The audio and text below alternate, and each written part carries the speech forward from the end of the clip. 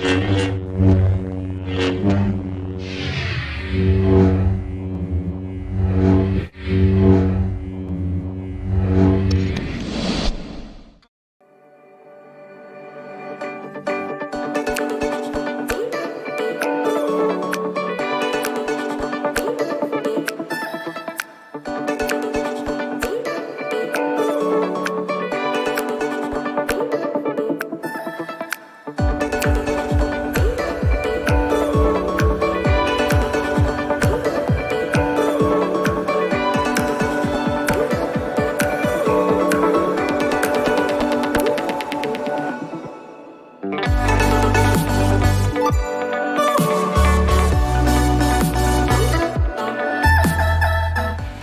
very surprised so many people coming here. So I think this minutes Indonesia is still very interesting to watch it, to meet everybody coming here. Maybe I want to describe directly Pak William about our discussion this morning. I want to introduce myself first. I'm the honorary chairman of Indonesia. We have 6,200 the company in Indonesia. The 1,000 of that is the public company. Yeah. If you see about the Jababeka, Ciputra Group, Lipo, this is our member.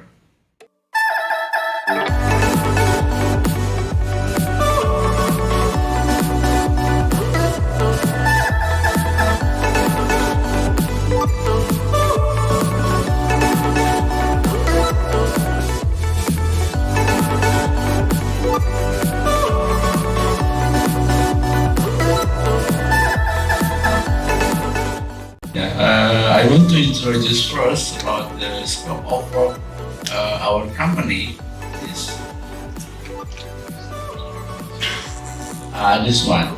The Real Estate Indonesia is the group of actually the developer. What kind of our business here, especially in housing apartment. Also there. We also develop the commercial area. Ya, saya kira infrastruktur adalah hal yang bisa mendorong pertumbuhan ekonomi ya. Jadi bukan hanya infrastruktur, maksudnya bukan hanya properti, tapi seluruh sendi-sendi ekonomi itu bisa dibangun di sana. Ya, seperti yang Sumatera itu kalau sudah terkonektifikasi antara Lampung dengan Aceh, itu banyak hal opportunity yang bisa dikerjakan di sana. Bukan hanya real estate, tapi juga industri-industri yang bisa cukup berkembang di sana. Jadi sehingga Sumatera nanti akan growing ya, secara merata karena terkoneksi dengan dengan sistem transportasi yang lebih baik. Di masa depan mungkin bukan hanya tol, tapi juga mungkin kereta api. Kemudian juga tadi sudah saya sebutkan bahwa ada 3 manfaat dari terkoneksinya jalan tol di Sumatera. Satu adalah balancing dari distribusi penduduk dan balancing dari distribusi barang-barang dan jasa. Yang kedua itu adalah merupakan opportunity investasi bagi para investor untuk bisa mengakses ke seluruh sumber-sumber yang bisa dijadikan sumber investasi. Yang ketiga adalah bagaimana hasil produksi dari hasil investasi yang di sini bisa disebarkan ke seluruh dunia melalui berbagai port, berbagai pelabuhan yang ada di Sumatera karena semuanya sudah terkoneksi. Itu yang mengenai Sumatera.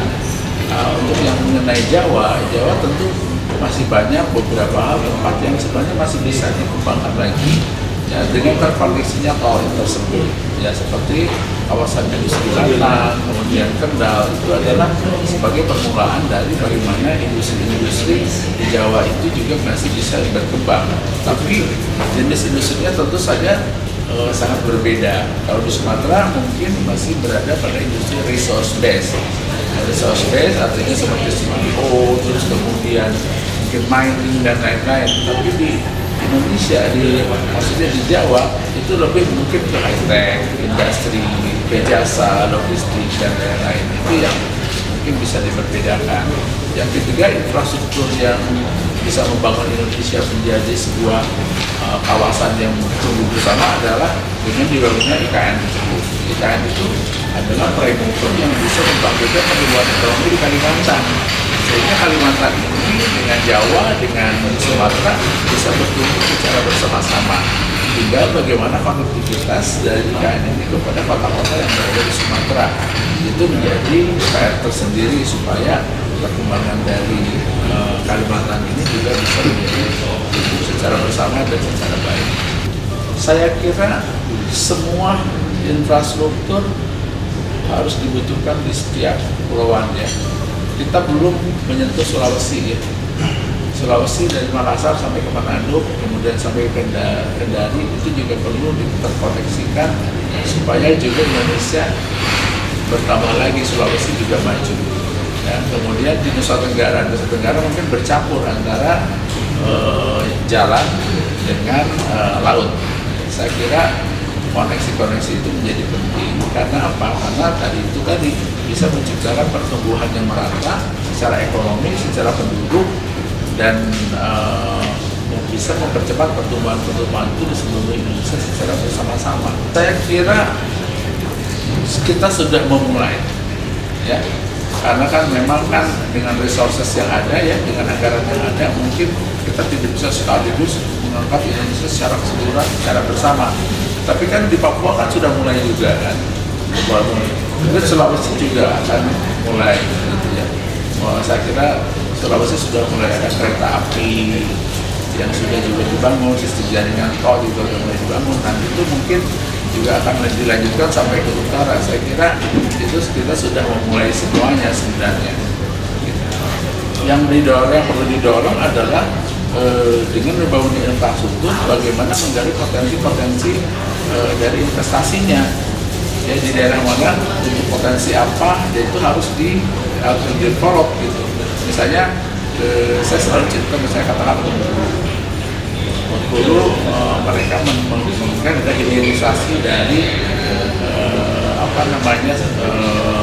plantation atau CPO. Nah, itu kan perlu didorong. Terus kemudian di daerah-daerah siap ya, di daerah Riau, itu juga kan mereka mau berpotensi untuk membangun sebuah pelabuhan yang bertaraf internasional yang bisa menjadi bagian komplement dari katakanlah Singapura maupun Malaysia, menjadi pelabuhan yang untuk services, untuk untuk kapal dan lain-lain. Banyak sekali yang sebenarnya bisa kita harapkan dari tumbuhnya infrastruktur yang ada di Indonesia. Port di Indonesia perlu dibangun secara lebih baik dan lebih internasional gitu, supaya Indonesia menjadi growing dan semuanya. Semua sudah mulai, saya kira Jawa sudah settle, sudah jelas-jelas. Sumatera sudah kelihatan akan settle. Terus IKN itu juga harus ditambah dengan infrastruktur yang akan menghubungkan ke Palangkaraya dan mungkin ke Pontianak ya, dengan jalan darat gitu kan. Tidak lagi menggunakan pesawat-pesawat karena itu akan mempercepat distribusi dari keseimbangan manusia dan barang ya. Sulawesi sudah mulai dari selatan ya, ada kereta api, ada tol juga. Nah, itu mungkin akan lanjut ke sana. Di Papua ya, sekarang Papua menjadi 4, nah, itu juga harus terkoneksi. Saya kira Indonesia berpisah tapi bersatu ya. Berpisah secara pulau-pulau, tapi setiap pulau itu harus mempunyai kekuatan sendiri, sehingga orang tidak lagi berorientasi kepada Jawa yang sebenarnya sudah resource-nya itu sudah sangat kurang gitu ya. Saya lihat itu yang di mana, yang di Nusa Tenggara, mereka begitu banyak potensi wisata yang sebenarnya itu kan menjadi anchor bagi pertumbuhan ekonomi Indonesia dan pariwisata itu. Nah, itu kalau dieksplor ya, itu akan menjadi dahsyat sekali. Saya kira ada 2 tahap ya. Pertama sektor industrinya. kawasan industri dibangun. Setelah kawasan industri dibangun, tentu kawasan pendukungnya, fasilitas dan perumahan. Ya, saya kira itu ya. Untuk sektor pariwisata juga, pariwisata tentu hotel, amenities dan atraksinya. Itu juga properti juga. Setelah itu baru adalah kawasan-kawasan perumahan. Jadi semuanya harus dimulai dengan economic based activities-nya. Nah, economic based activities-nya juga properti. Sehingga setelah economic based activities-nya baru kemudian ke second activities-nya, yaitu perumahan dan seluruh komersial.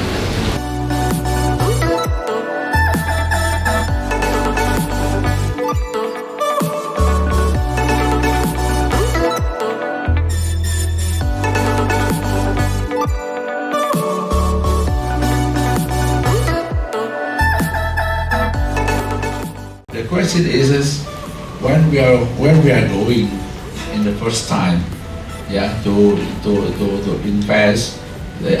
Maybe you interested to some investment. So I think we are the association of Ray will help you, will collaborate with you. Yeah, of course, as a friend, yeah, as a business friend, to guide everything that you need, and we connect to almost every single of the ministry that you need to help. I'm very impressed with what Pak Sulaiman was saying on the stage. It was very well received by all the delegates. Congratulations for such an insightful introduction to Indonesia. Thank you for being such a fantastic ambassador of Indonesia to all the Malaysians and Singaporeans right here today.